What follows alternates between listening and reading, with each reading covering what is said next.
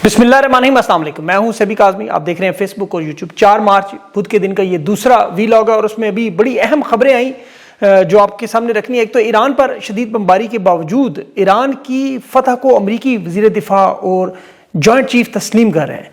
Israel के F-35 गिरने की वीडियो भी पूरी दुनिया में फैली हुई है और जंग के चौथे दिन में आज अमेरिका, इसराइल, अरब ममालिक समेत किसको कितना नुकसान हो चुका है ये तफसील मैं आपको बताऊंगा। ईरान की बहरिया पर अमरीकी आबदोज पर श्रीलंका में बहरिया पर इमदादी कार्रवाइयाँ, वहाँ धोखे से किस तरह बुलाया गया, किसने बुलाया, और मिडल ईस्ट से जंग निकलकर अफ्रीका और इंडिया तक पहुँच चुकी है। और ईरान का पहला मिसाइल तुर्की में भी रोका गया है और ये फैसला कुन हफ्ता शुरू हो चुका है। बड़े पैमाने पर तैयारियाँ हैं। आखिरी लम्हात में सुप्रीम लीडर की जनाजे की तकरीबात को मुलतवी किया गया। पाकिस्तान, तुर्की, मिस्र ने अरब ममालिक को ईरान पर किसी जवाबी कार्रवाई से बाज रहने का मशवरा दिया कि सख्त रद्द-ए-अमल आएगा। और ब्रीफिंग में जो अमेरिका में उस पर डोनाल्ड ट्रंप पर बड़ा गुस्सा, ईरान की रजीम से पहले अमेरिका में रजीम चेंज के इशारे, सख्त जुमलों के तबादले भी, और दुनिया भर की स्टॉक मार्केट आज कैसे क्रैश कर गई। 3 खरब डॉलर का नुकसान। दुबई, सऊदी अरब समेत शेखों के अरबों डॉलर डूब गए। पाकिस्तान में सिर्फ 10 दिन का तेल रह गया, ज़खायर बुरी तरह ख़त्म। हाल हमारा क्या होगा। इथियोपिया सूडान का मामला भी, जो अरब अमारात और सऊदीया की प्रॉक्सीज हैं, और पाकिस्तान अफगान बॉर्डर पर भी जंग शुरू, दोनों तरफ से भारी असले का इस्तेमाल, और 28वीं तरमीम की तैयारी। अंदाज़ा करें, फील्ड मार्शल क्या जंग में सदर बनेंगे। और रूस के कॉमेडियन ने आज ईरानी भगोड़े सदर को मामू कैसे बनाया। खान की मुलाकात में 6 नामों की फहरिस्त थी। मुराद सईद की किताब में आज जो अहम इंकशाफात के फौज क्या मुतालबात दे रही है बात मानने की खान को। इन सब तफसील आपके सामने रखता हूँ इन तमाम खबरों की। अमेरिका ईरान की जंग में पहले तो इंटरनेशनल मीडिया का दावा आ गया कि ईरान में रजीम चेंज करना तकरीबन नामुमकिन है।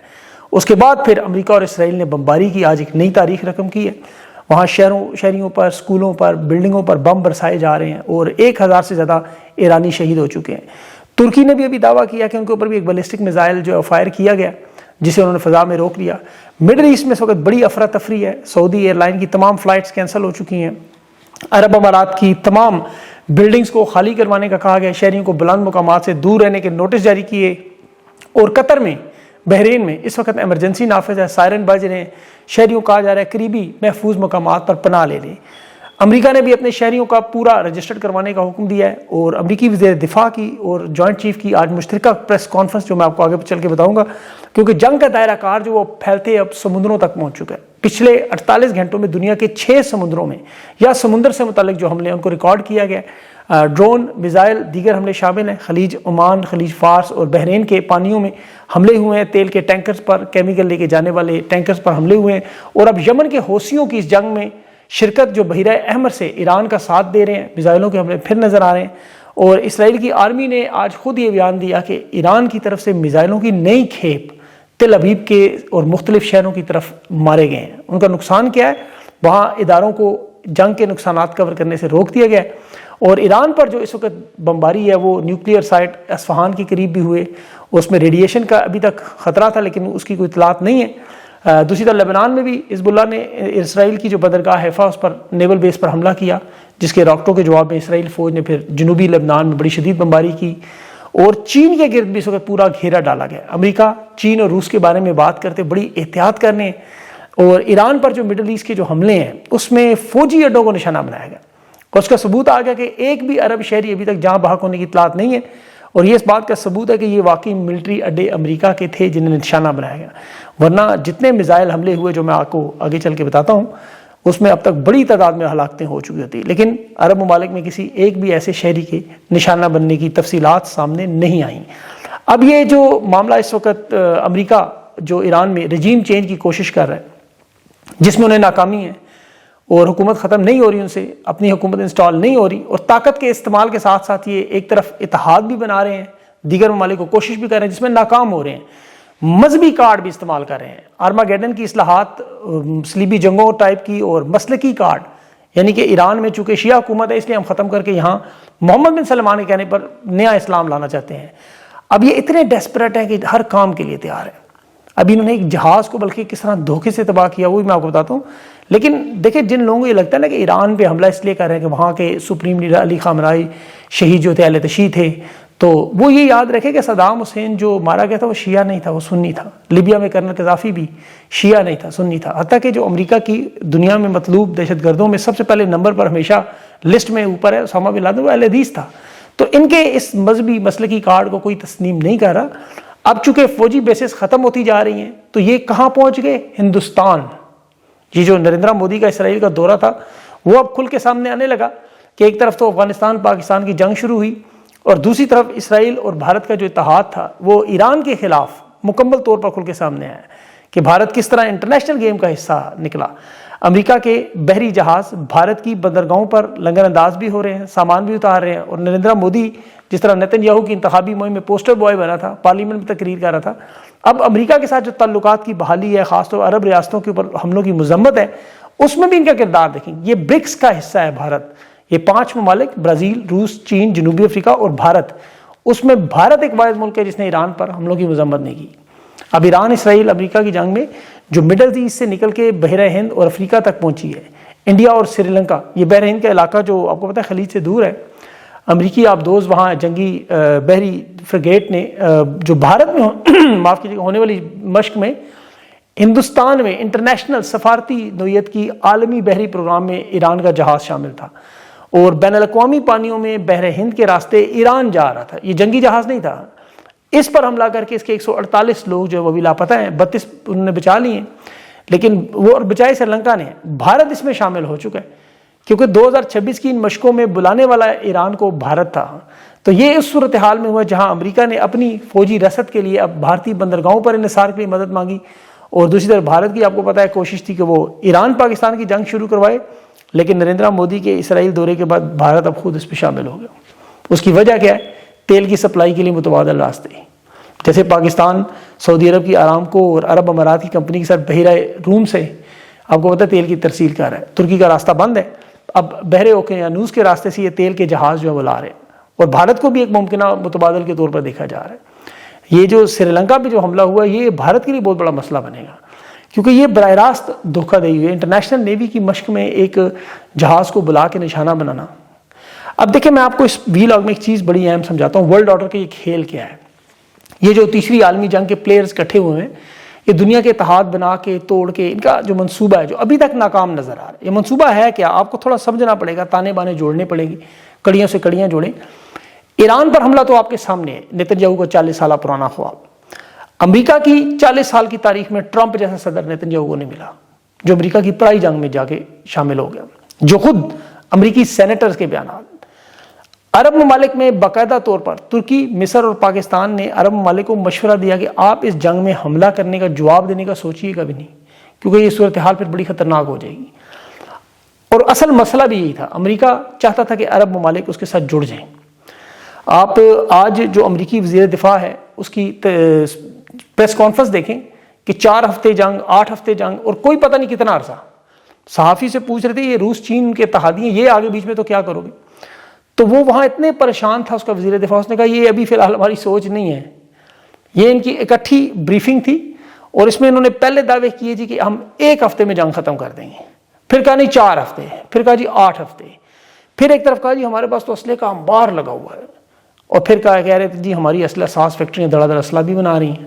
ایک طرف کہہ رہے ہیں امریکہ جیت چکا ہے کیونکہ ہم نے ساری لیڈرشپ کی شہادتیں کر دی ہیں، دوسرے کہہ رہے ہیں نہیں ایران ابھی کھڑا ہے، ہم مزید حملے کریں گے، ہم ایران کے اندر جائیں گے، زمینی فوج اتاریں گے، اور 15% ایران کے حملے کامیاب ہوئے، کوئی کہہ رہا ہے 23% ہو رہے، دونوں مان رہے ہیں اس بات کو۔ ایران کے جہاز کو دھوکے سے پانی میں بلا کے وہ جو بحر ہند میں وہاں جو انہوں نے کیا وہ بھی اب میں نے آپ کو بتایا، مطلب ہر حال تک یہ چلے جا چکے ہیں۔ 1000 سے زیادہ ایرانی شہید ہو چکے ہیں اب تک، امریکہ کے 6 فوجیوں کی وہ تسلیم انہوں نے کیا ہے، 5 زخمی ہیں، 9 بحری جہاز اس کے ایران کے انہوں نے نیوی کے نشانہ بنائے، 49 لیڈرشپ کو شہید کیا، 13 مقامات میں تہران میں انہوں نے بمباری کی آج، اور 12 مختلف شہروں میں حملوں کی تصدیق کی ہے۔ اب جنگ امریکہ کے کنٹرول سے نکل چکی ہے۔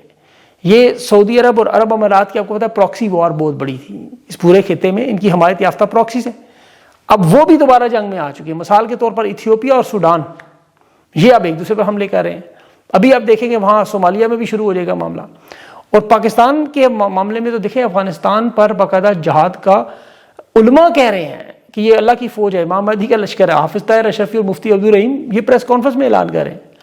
ایک طرف ڈونلڈ ٹرمپ جسے انہوں نے نوبل انعام کے لیے نامزد کیا کہ جنگیں بند کروائے گا، وہ پوری دنیا میں جنگیں اس وقت شروع کروا چکے ہیں. 3 سال یا 10 مہینے سے زیادہ آپ دیکھیں, اس کو ریورس انجینئرنگ کریں, یعنی دوبارہ پیچھے سے ریوائنڈ کریں, پاکستان افغانستان کی جنگ سے شروع کریں, جہاں ابھی جہاد قرار دیا جا رہا ہے ایک مسلمان ملک پر, سپریم لیڈر کو ہٹانے اور نئی حکومت بنانے کی کوشش, بگرام ایئر بیس پہ قبضہ کرنے کی.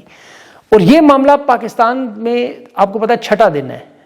اس کے 2 دن میں ایران کے مذاکرات ناکام ہوئے, اسرائیل نے ناکام کیے, اور امریکہ کی مداخلت سے حملہ ہوا. اس میں آج 5واں دن ہے. ایران پر انہوں نے بمباری کی, رجیم چینج کی کوشش کی, لیکن ان کے جو اصل مقاصد ہے وہ کیا ہیں؟ ایک طرف دنیا میں حکمرانی اور وسائل, جہاں تیل, گیس, قیمتی معدنیات, وہاں قبضہ, وہاں حکومتیں اپنی انسٹال کرنا, اسرائیل کے لیے گریٹر اسرائیل بنانا. امریکہ اپنا پورا ورلڈ آرڈر جو قائم کرنا چاہتا ہے, یہ جو ایران میں لگی ہوئی جنگ ہے جو مڈل ایسٹ سے ہندوستان پہنچ چکی ہے, یہ اسی کا تسلسل ہے. اور اس کی شروعات میں آپ پاکستان سے دیکھیں, خان کی حکومت جب گرائی یوکرین روس کے دوران, جنرل باجوہ کے سائفر کے ذریعے عمران خان پہ بے بنیاد مقدمات بنائے, اغوا کیا, قید کیا, پاکستان میں عدم استحکام لائے اور جنرل عاصم منیر کی حکومت انسٹال کی. اس دوران انڈیا کی جنگ کروا کے انہیں فیلڈ مارشل بنا دیا, مطلق العنان رہنما, یعنی پاکستان فتح ہو گیا. اب گریٹر اسرائیل کی رکاوٹ میں صرف ایران رہ گیا. ایران کو گرانے کے لیے انہوں نے معاملہ شروع کیا فلسطین سے. وہاں مزاحمت کاروں کے نام پر اسرائیل پہ پہلے حملہ ہوا, اس کے جواب میں پھر اسرائیل نے پچھلے 3 سال 10 مہینوں سے وہاں جنگ لگائی ہوئی ہے, اور عین اس وقت جب یوکرین اور روس کی جنگ بھی جاری ہے. اور منصوبہ بھی یہی تھا کہ ایران پر قبضہ کرنا ہے, تیل اور گیس کے ذخائر لینے ہیں, وہاں رجیم چینج کرنی ہے. اور تسلسل کہاں سے شروع کیا؟ شام سے. بشار الاسد کی جو حکومت گری تھی, اس کے بعد کا اپنا نامزد دہشت گرد احمد شرح کو صدر بنایا. پھر وہاں حزب اللہ کی قیادت کے تمام رہنما انہوں نے مار دیے.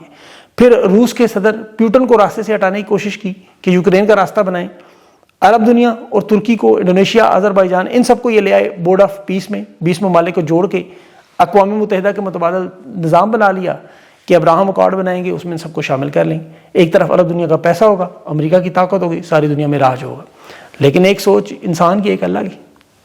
دیکھیں ہوا کیا, مڈل ایسٹ کے یہ جو بورڈ آف پیس میں 2 ملک اسرائیل اور امریکہ, اور ان کے ساتھ عرب امارات, بحرین, قطر اور کسی حد تک سعودی عرب اور ایران پر انہوں نے حملہ کیا.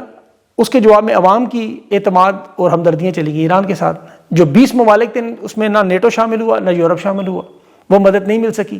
بلکہ بھی تازہ ترین جو اسرائیل نے کھیل کھیلا قبرص میں, وہاں ہوائی اڈے پر حملہ کیا, برطانیہ کی فوج موجود ہے, اور وہاں انہیں لگا کہ برطانیہ یورپ ہمارے ساتھ آ جائیں گے, نیٹو کے ملک جڑ جائیں گے, ایران پہ بمباری میں جیسے لیبیا میں مدد کی تھی ایسے کریں گے.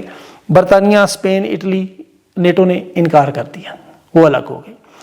اب انہوں نے ایران پر اس کے بدلے میں بھرپور حملے کیے. ابھی 48 گھنٹوں میں پھر ایران نے عرب امارات پہ, امریکی اڈوں پہ 165 حملے, قطر میں 65, کویت میں 97, بحرین میں 45 اور اردن میں 52.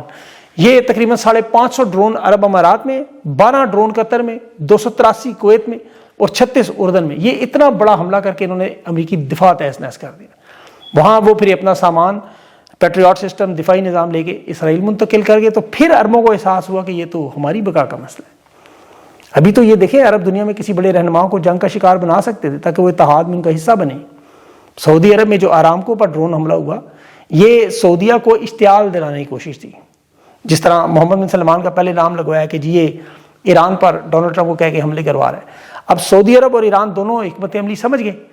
آرامکو پر آج پھر انہوں نے حملہ کروایا. یہ ڈرون حملہ بھی آرامکو پر دوبارہ ہوا ہے وہاں سعودی ریفائنری پر. لیکن ان کی چال اس طرح ناکام ہوئی کہ معاشی اعتبار سے انہیں سب کو نقصان شروع ہو گیا. عرب ممالک کی تو سیاحت, تیل کی ترسیل, معیشت اور غیر محفوظ ہونے کا امیج, جو میرے خیال میں معاف کیجیے گا آئندہ آنے والے سالوں تک اب ٹھیک نہیں ہوگا. آج آپ دبئی کی صرف سٹاک مارکیٹ دیکھیں جس طرح کریش ہوئی, اور دبئی کو ایک دن میں 15 ارب ڈالر کا نقصان ہوا. سعودی سٹاک مارکیٹ وہ دنیا کی سب سے بڑی ویلیو رکھنے والی مارکیٹ ہے, 2 خرب ڈالر کے قریب. انہیں بھی 300 ارب ڈالر کا نقصان ہوا, بہت بڑا نقصان ہے. لیکن جو پوری دنیا میں سٹاک مارکیٹ گری ہیں 48 گھنٹوں میں, 3 خرب ڈالر سے زیادہ سرمایہ ڈوب گیا. اور یہ امریکہ کو سب سے بڑا جھٹکا 1.7 خرب ڈالر کا لگا ہے. ابھی معاشی اعتبار سے جنگ جاری ہے, اور اسرائیل کو تو تقریباً 3 ارب ڈالر کا ہفتے کے حساب سے نقصان ہو رہا ہے. تو ابھی تک ان کے حالات جو ہیں وہ قابو میں نہیں ہیں. اب پاکستان میں کیا ہے دیکھیں, فروری کے مہینے میں ہماری سٹاک مارکیٹ گری, اور یہ جو جنگ شروع ہوئی اس کے نتیجے میں 7 ارب ڈالر کا پاکستان کو نقصان ہوا. اور اب وزیر خزانہ نے جو سینٹ میں آج بریفنگ دی کہ صرف ابنائے ہرمز بند ہونے سے پاکستان کے پاس اب صرف 10 دنوں کا تیل باقی ہے، 10 دنوں، 28 کا نہیں تھا۔ یہ جو LPG گیس ہے یہ 15 دنوں کی ہے، تو آپ دیکھیں 10 اور 15 دنوں کے بعد کیا حال ہونا ہے وہ اب آپ خود سوچ لیں۔ افغانستان میں انہوں نے لگائی ہوئی جنگ، دونوں طرف سے بمباری بھی جاری ہے، اور یہاں روٹی کے لالے پڑ جائیں گے، خدا نخواستہ قید جیسی صورتحال پیدا ہو سکتی ہے، کیونکہ یہاں پر جو مسلط ڈونلڈ ٹرمپ کی لگائی ہوئی حکومت ہے وہ کسی صورت میں پاکستان کا نہیں سوچ رہی، کسی صورت میں نہیں۔ ان کی نظر صرف اور صرف اپنے اقتدار پہ، یہ بجائے قوم کو اکٹھا کرتے، سیاسی استحکام لاتے، یہ افغانستان کی جنگ میں کود پڑے۔ اور ایران کی جنگ کی وجہ سے دیکھیں اس کی کوریج نہیں ہو رہی، وہاں بڑی شدید ترین جھڑپیں ہوئی ہیں، اس جنگ کو آج 6واں دن ہے۔ جنوبی افغانستان میں اس وقت جو آپریشن ضیاء الحق غزوہ پتہ نہیں کیا نام ہے اس کے جو حملے کیے جا رہے ہیں، وہاں اطاعت طالب کہہ رہا ہے ہم نے 450 افغان فوجی جہاں بھاگ ہو گیا اور 31 پوسٹوں پہ قبضہ کر لیا۔ افغان حکومت کہہ رہی ہے جی ہم نے 10 پوسٹوں پہ ان کی قبضہ کر لیا، 150 ہم نے ان کے فوجی جہاں بھاگ ہو گئے۔ اب مطلب دونوں طرح سے، اور اقوام متحدہ کیا کہہ رہا ہے کہ ادھر بھی بچے جو ہیں اور عورتیں شہید ہو رہی ہیں، یہاں بھی ہو رہی ہیں، اور یہ اس رپورٹ کو ماننے سے انکار کر رہے ہیں۔